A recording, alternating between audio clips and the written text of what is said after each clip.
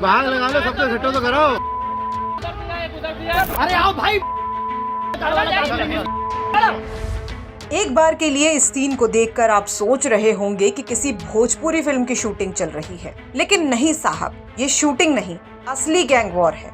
ये सीन ना आपको हॉलीवुड में देखने को मिलेगा, ना रजनीकांत की फिल्म में। ये सीन आपको बस यूपी के जिला बरेली के इज्जत नगर में ही देखने को मिल सकता है। सूबे के मुख्यमंत्री योगी आदित्यनाथ कहते रह गए कि यूपी में कानून व्यवस्था चाक चौबंद है, लेकिन ये सीन देखकर तो लगता है कि कानून की आंखों पर आज भी पट्टी बंधी हुई है और यूपी पुलिस के कानून का हाथ बस गरीबों के गिरेबान तक ही पहुंच सकता है। तो हुआ ये कि बरेली के इज्जत नगर में तड़के सुबह 7 बजे लोगों की आंख गोली की तड़तड़ाहट से खुली।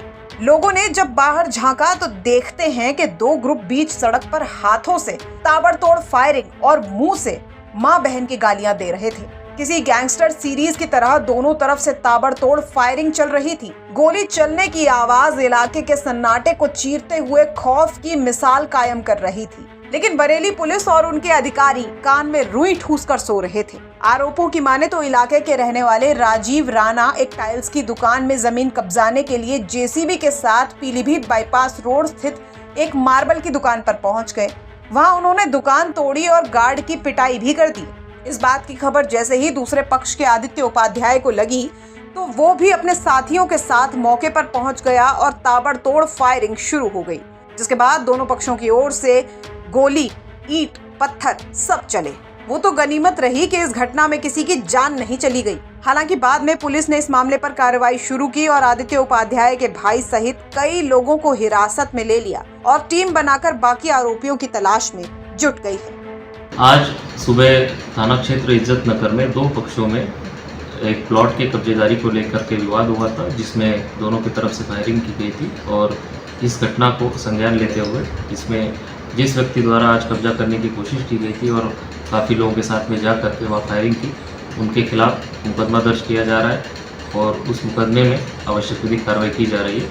पूरी घटना की संवेदनशीलता को देखते हुए वहाँ पुलिस जो मौजूद थी, पुलिस की तरफ से भी एक मुकदमा अपराधियों के खिलाफ में दर्ज किया जा रहा है और इन दोनों मुकदमों में प्रभावी कार्रवाई करने के लिए गिरफ्तारी के लिए टीम बना दी गई है। अभी वर्तमान में दोनों पक्षों से जो लोग फायरिंग में इन्वॉल्व थे उसमें से कुछ लोगों को पुलिस ने हिरासत में लिया है और उसमें पूछताछ करके गिरफ्तारी कर आगे की कार्रवाई प्रचलित है। घटना काफ़ी संगीन है, इसको देखते हुए इसमें जो अपराधी इसमें मूल रूप से इन्वॉल्व रहे हैं उनके खिलाफ आगे चल के हम गैंगस्टर और एनएसए में भी कार्रवाई करेंगे। और इस पूरे घटनाक्रम में पुलिस के रोल के संबंध में भी मेरे द्वारा जांच की गई तो उसमें स्थानीय पुलिस की लापरवाही देखने में आ रही है, जिसको देखते हुए बीट आरक्षी से लेकर के थाने के इंस्पेक्टर तक कुल 6 पुलिसकर्मियों को मेरे द्वारा तत्काल प्रभाव से निलंबित किया गया है, जिसमें एक पुलिसकर्मी एसएचओ इज्जत नगर जयशंकर, एक सब इंस्पेक्टर और अन्य 4 आरक्षी, इनको निलंबित किया गया है और उनके खिलाफ विभागीय कार्रवाई प्रारंभ की गई है। बरेली से कृष्ण गोपाल राज की रिपोर्ट, यूपी तक।